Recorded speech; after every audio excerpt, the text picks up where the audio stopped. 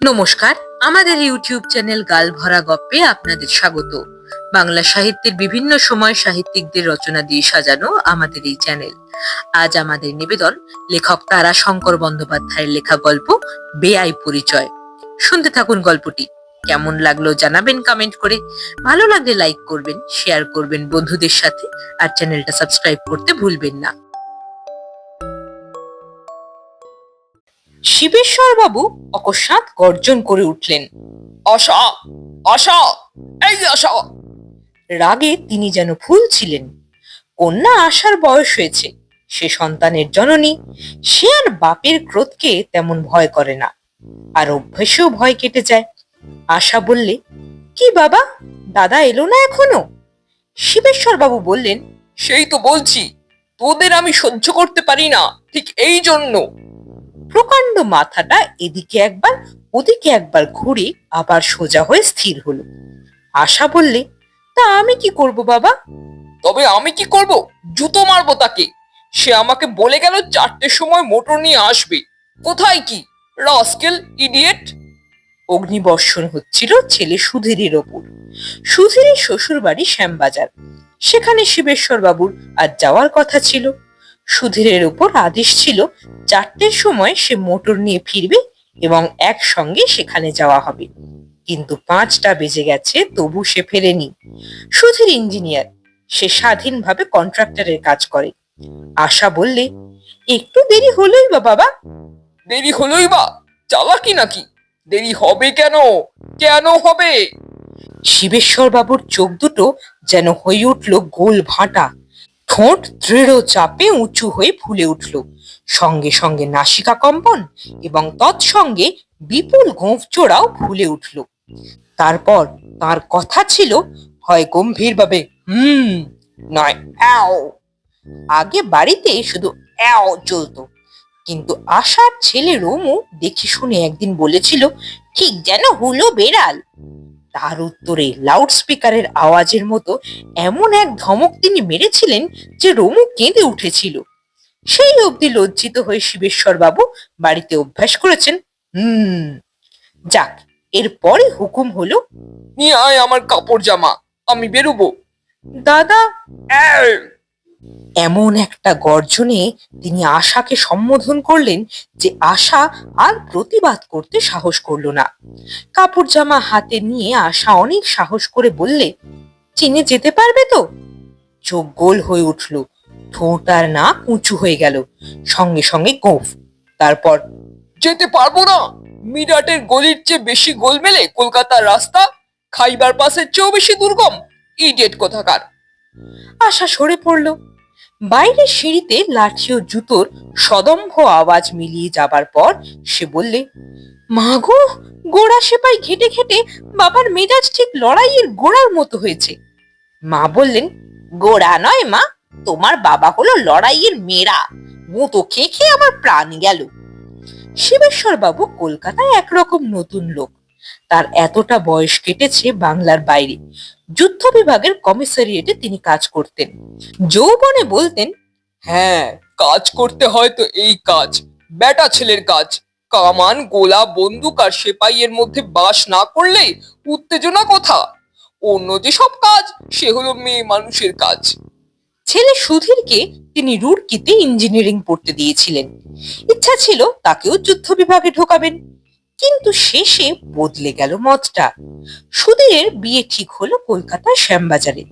ঘটকালি করেছিলেন শিবেশ্বর বাবুর সম্বন্ধে সুরেন্দ্র বাবু। মেয়ে দেখা থেকে সমস্ত পাকা কথাবার্তা কয়েকদিনের মধ্যেই শেষ হয়ে গেল। শিব বাবুর স্ত্রী এসেছিলেন বাপের বাড়িতে ভাইপোর বিয়েতে। সেখানেই প্রতিবেশিনীদের মধ্যে রমাকে দেখে মুগ্ধ হয়ে যান। সঙ্গে সঙ্গে কথাবার্তাও স্থির হয়ে গেল। শিব বাবু অমত করলেন না, ছুটির দরখাস্ত করলেন। ছুটিও মঞ্জুর হলো। তার ইচ্ছে একমাত্র ছেলের বিবাহ বেশ খরচ করেই দেবেন। দিন স্থির হলো 18ই মাঘ। পৌষ মাসের শেষে সপরিবারে কলকাতায় আসবার কথা। কিন্তু বিনা মেঘে বজ্রপাতের মতো সীমান্ত প্রদেশে গোল বেঁধে উঠল। ওদিকে বাচ্চাই সাকো আফগানিস্তানে তুমুল কাণ্ড বাঁধিয়ে তুললে। যুদ্ধ বিভাগ থেকে পরোয়ানা জারি হয়ে গেল, সর্বদা প্রস্তুত থাকো, কখন রওনা হতে হবে তার কোনো স্থিরতা নেই। সঙ্গে সঙ্গে শিববাবুর ছুটিও নামঞ্জুর হয়ে গেল। উপায় নেই।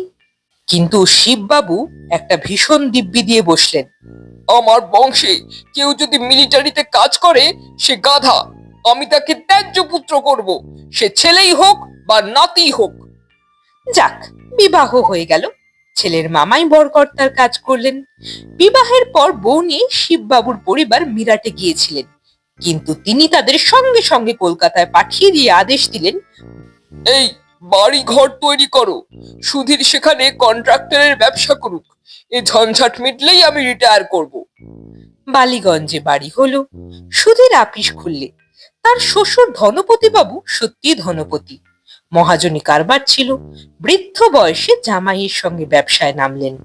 তিনি দেখতেন হিসেব, সুধীর আঁকত প্ল্যান। তিনি খাটাতেন মজুর, সুধীর গাঁথুনিতে লাথি মারত। যাক, শিবেশ্বর বাবু পরশু সন্ধ্যায় এখানে এসেছেন তল্পি তল্পা গুটিয়ে। ইতিমধ্যে মাসখানেক হলো সুধীরের একটি খোকা হয়েছে। শিববাবু পৌত্র দেখবার জন্য মহা ব্যস্ত হয়ে উঠলেন। সুধীরকে বললেন, শ্যামবাজারে যাব বৌমাকে দেখতে, শ্বশুরকে বলবি তার ওখানে আজ আমার নেমন্তন্ন। সেই নিমন্ত্রণ নিয়ে এত ব্যাপার। শিববাবু রাস্তায় ভাবলেন একটা ট্যাক্সি নেওয়া যাক, কিন্তু আবার মনে হলো এখানকার ড্রাইভাররা শোনা যায় অনেক গুন্ডা। তার চেয়ে বাস অনেক ভালো। শ্যামবাজারে যাবেই সে, এ পথ তার ভোলা চলবে না, অন্তত যাত্রীরা পথ ভুলতে দেবে না। কাজেই বাস স্ট্যান্ডে এসে দুবার তিনবার শ্যামবাজার লেখাটা পড়ে তিনি বাসে উঠলেন। কন্ডাক্টর হাঁকছিল, ধর্মতলা ডালহৌসি শ্যামবাজার। বাস ছাড়লো। যাত্রী কম, এক এক সিটে এক একজন বসেছিলেন। বাসখানা ধীরে ধীরে কিছু দূর যায় আর থামে। থামলো যদি তো আর যেতেই চায় না। শিবেশ্বর বাবু চটে উঠলেন। চৌরঙ্গি পর্যন্ত যেতে যেতে 1 ঘন্টা লেগে গেল। তিনি চটে বললেন, আরে কি করছো তোমরা, আমার যে দেরি হয়ে যাচ্ছে। কন্ডাক্টর কোনো উত্তরই দিল না। তিনি বললেন, এই। কন্ডাক্টর বললেন, কি এই করছেন মশাই, আমরা এইভাবেই যাই। শিববাবুর ঠোঁট নাক কোপ সব ফুলে উঠল। তারপর শোনা গেল, কন্ডাক্টর চমকে উঠল। একজন সহযাত্রী বললে, আপনি ট্রামে চললেন না কেন? ওদের সঙ্গে মারামারি করে কি করবেন? ও আচ্ছা, তাই যাবো আমি। এই রোকো, मैं उतर जाऊंगा। গাড়ি ডালহাউসি স্কোয়ারে এক কোণে এসে পড়েছিল। তিনি সেখানেই নেমে পড়লেন। ট্রাম আসে যায়। শিববাবু ঘাড় উঁচু করে পড়েন শ্যামবাজার লেখা আছে কিনা। অবশেষে শ্যামবাজার এলো। অফিস আদালতের ছুটির সময়। কণ্ঠায় কণ্ঠায় যাত্রীর ঠাসা। শিববাবু উঠে পড়লেন। ভিতরে স্থানাভাব। একটু এগিয়ে গিয়ে একটা সিট খালি হলো। একজন উঠে গেলেন। এক পাশে ডিসপেপসিয়া রোগীর মতো খিটখিটে এক বৃদ্ধ বসে রইলেন। শিববাবু ডাল খেতে খেতে সেই সিটে গিয়ে ধপ করে বসে পড়লেন। সঙ্গে সঙ্গে বিশাল ভুঁড়িতে কাতুকুতুর মতো একটা কনুইয়ের গুঁতো খেতে দেখলেন সেই খিটখিটে বৃদ্ধের কনুইটা তার ভুঁড়িতে বিদ্ধ হয়ে গেছে।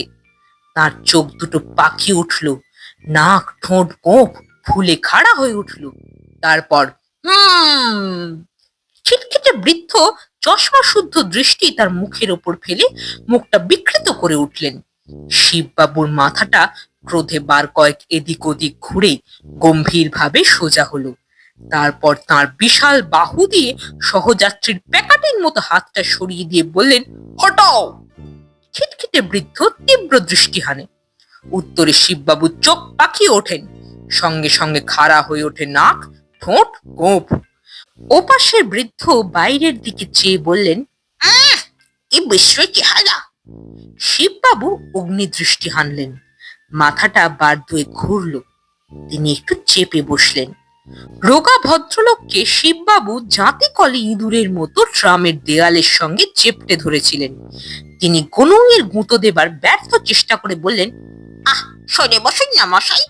শিববাবু আরো একটু চেপে বসলেন। কি হলো, শুনতে পাচ্ছেন না? উত্তর নেই। আরো চেপে গম্ভীর ভাবে শিববাবু সম্মুখে রাস্তার দিকে চেয়ে রইলেন। এই এই ঠাউস পেট মোটা কালা বেলুন। চোখ পাকিয়ে গোঁফ ফুলিয়ে শিববাবু কঠোর ভাবে যাত্রীর দিকে চাইলেন।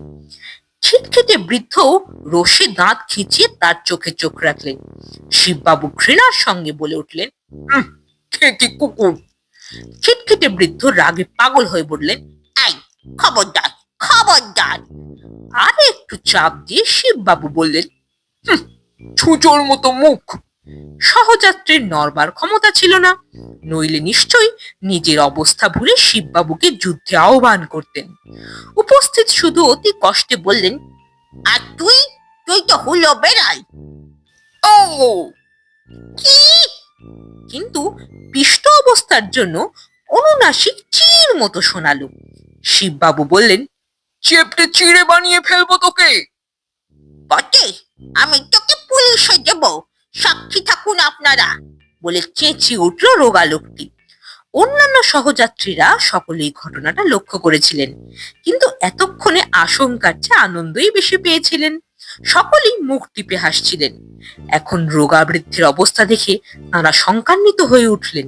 একজন তিরস্কার করে বলে উঠল, এ কি মশাই, দুজনেই আপনারা বয়স্ক লোক, এ কি আপনাদের আচরণ? কন্ডাক্টর এসে শিববাবুকে বললেন, আপনি এদিকে এসে বসুন বাবু। ওদিকে একটা সিট ততক্ষণে খালি হয়েছিল। শিববাবু হুঙ্কার দিয়ে বললেন, কভি নেহি, দরকার হয় উনি যেতে পারেন। উনি বললেন, আমি বা কেন যাব, আমারও রাইট আছে সিটে বসতে। সহযাত্রীরা অনুরোধ করলে, কিন্তু তাহলে মশাই মারামারি করবেন না। কিছুক্ষণ চুপচাপ। ওপাশের বৃদ্ধ পেছনের কথা বলতে পারেননি। তিনি নিম্ন কণ্ঠে বললেন, ইডিয়েট। শিববাবুর নাক ঠোঁট গোপ ফুলে উঠল। এই চুপ! রোগা বৃদ্ধ রুখে উঠল। সকলে আবার বলে উঠল, একই মশাই আবার। আবার চুপচাপ। কিন্তু মনের রোষে দুজনেই ভুলছিলেন। শীর্ণ বৃদ্ধ প্রায় মনে মনেই বললেন, হুতুম পেঁচা। শিববাবুর কান বড় তীক্ষ্ণ। তিনি বার দুই ঘাড় ঘুরিয়ে বললেন, তুই চামচিকে, তুই হাতি, তুই টিংটিঙে ফড়িং, তুই একটা ননসেন্স, রাস্কেল, ড্যাম। স্টুপিড। বেড়ালের ইঁদুর ধরবার মতো শিববাবু খপ করে দুই হাতে বৃদ্ধকে ধরে ফেললেন।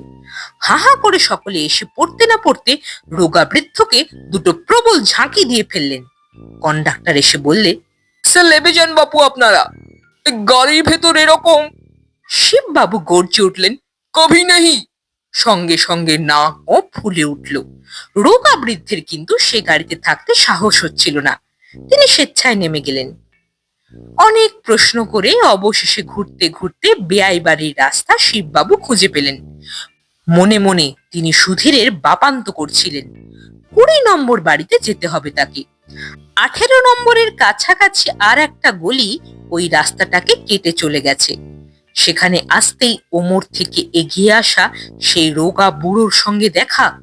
রোগা বুড়ো তাকে দেখেই একবারে খাপ্পা হয়ে উঠেছিলেন। লাফিয়ে উঠে বললেন, এইবার কি হয়? গর্জন করে কাপড় সারতে প্রবৃত্ত হলেন শিববাবু। পিছন থেকে একখানা মোটরের হর্নে দুজনকেই রাস্তার একপাশে সরতে হলো। মোটরটা থেমে গেল। সুধীর মোটর থেকে নেমে বললে, এই যে, আপনাদের তাহলে পরিচয় হয়ে গেছে। দুই বৃদ্ধই দুজনের মুখপানে তাকিয়ে রইলেন। সুধীর রোগা বৃদ্ধকে বললে, আবার একটু দেরি হয়ে গেল, ফিরে এসে আপিসে দেখি আপনি চিঠি লিখে রেখে ট্রামে চলে গেছেন। শিববাবুকে বললে, বাড়ি গিয়ে দেখি আপনিও বেরিয়ে পড়েছেন। শিববাবু মোটা হলেও বুদ্ধিমান লোক। দুই বাহু বিস্তার করে ধনপতি বাবুকে জাপটে ধরে বললেন, আরে বেয়াই যে।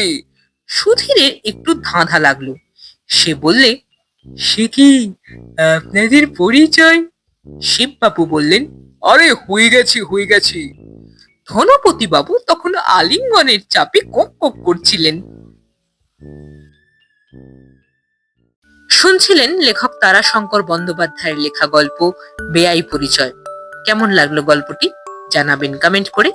ভালো লাগলে লাইক করবেন, শেয়ার করবেন বন্ধুদের সাথে, আর চ্যানেলটা সাবস্ক্রাইব করবার অনুরোধ রইল। তাহলে অপেক্ষা থাক পরবর্তী গল্পের জন্য।